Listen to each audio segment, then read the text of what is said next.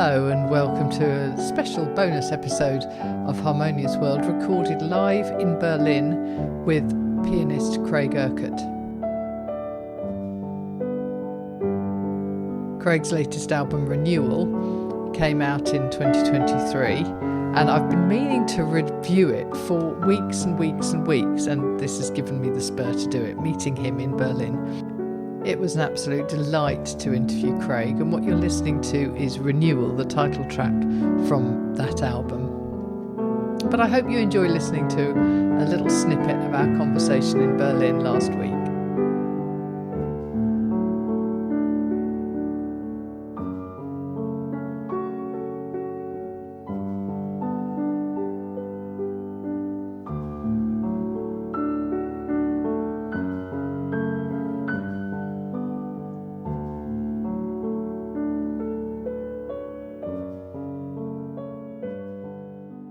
So I'm sitting here in the lovely Schwarz's Cafe in Berlin with Craig Urquhart. It's an absolute delight to see you in person.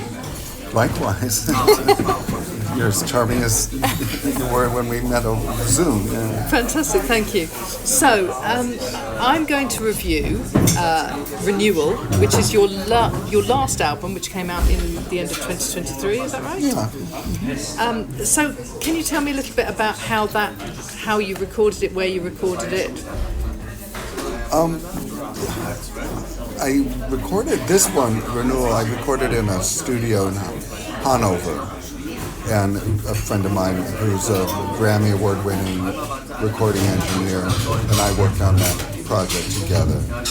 And I usually record on my own albums, on my own piano, but there was so much construction in the building next door, I couldn't do it this time.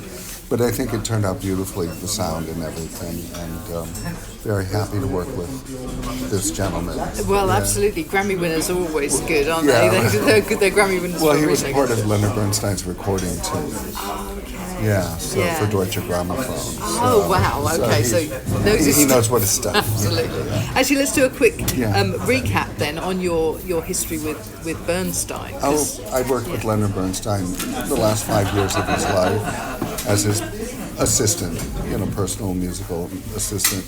I wasn't a conductor, but I'm a musician, and that's why we enjoyed working with each other. He was very supportive of my music, and we sometimes wrote music for each other.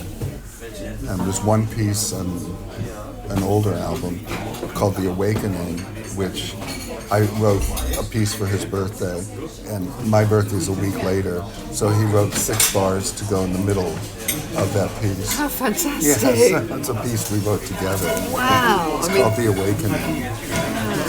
Oh, I shall definitely listen to that as well. So you moved to Berlin, and you've been here for...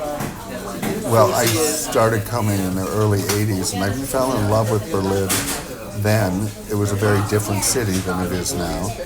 And then, almost over 20 years ago, I started going back and forth between New York and Berlin.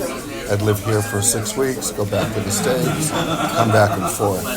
And then 7 years ago, I just decided to make it permanent for a variety of personal reasons. Right, yeah.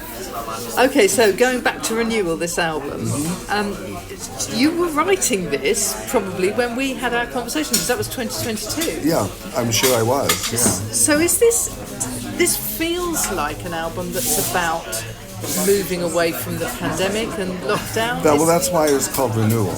Yeah, exactly. Right. And because, as we know, the pandemic affected us all in very different ways. And so I used that time to compose and study music a lot. And so you have things where there's nostalgia here in this album, reflection, tenderness, but the title track is Renewal because we were coming out of the pandemic, and it just felt like it was, the piece just kind of, the titles always come last, and the piece felt like it was optimistic and moving forward. And it's a lovely way to open that album, actually, isn't it? Yeah, I think so. Yeah. And I think obviously I spoke to a lot of people during lockdown and immediately afterwards, and it was an immensely. People did a lot of creative thinking, if not actual creativity, during that time. So it's lovely that this album has come out of it. And so what are you working on now? What's the new album? So far I've got 6 new compositions. I have no concept of what it's going to be. I wait when it comes together at the end, when the music is written. Right. And that's what decides the flow of the album. I'm very careful because one of my influences was Robert Schumann. Oh, okay. And he always did these albums, like, Oh, yes. Yes. Yeah. And like David's Bunte Dancer and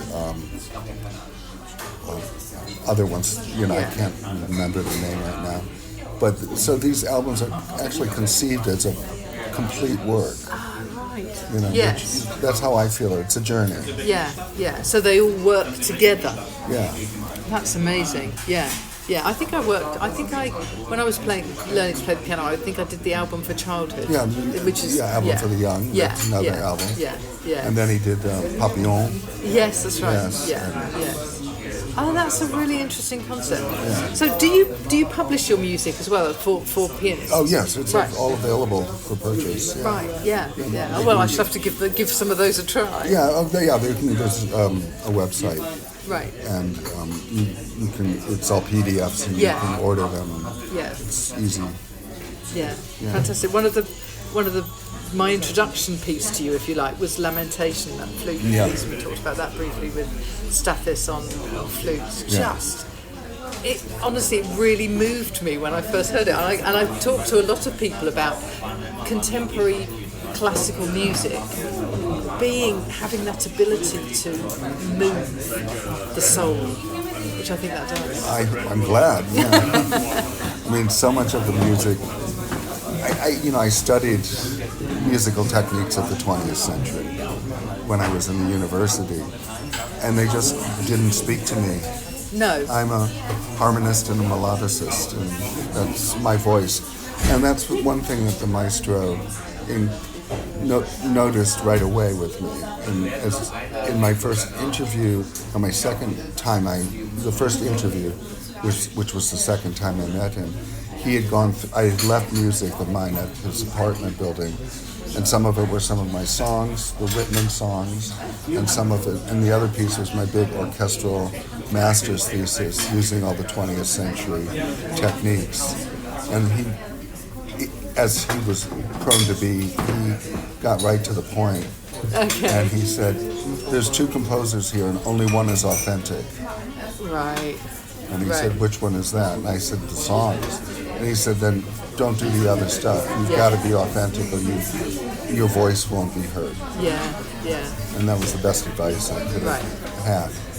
Which is, of course, why you're now here with 12 albums or something? I think it's 13 or 14. Oh, is it? Yeah. Right, okay. Yeah. That's fantastic. Well, thank you so much. It's been a real pleasure to chat with you. Okay, thank you. Yeah.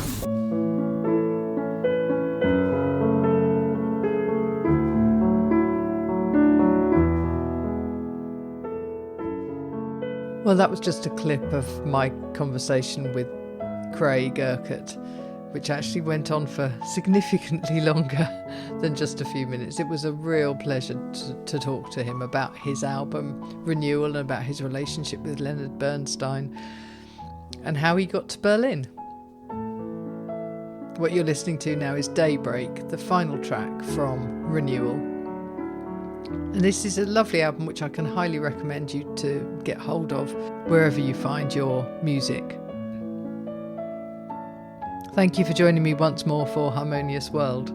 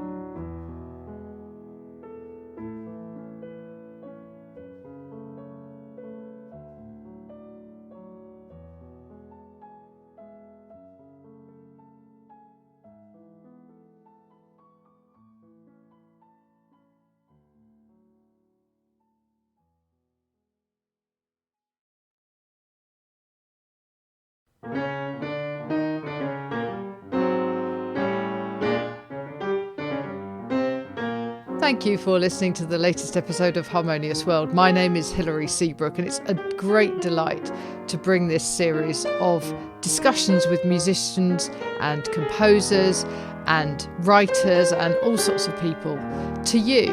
Obviously, there's no point in having a podcast if people aren't listening, and I'm very grateful to my listeners for doing so. Thanks also to Joe English for composing and performing this new theme tune. So wherever you get your podcast, you can leave a review.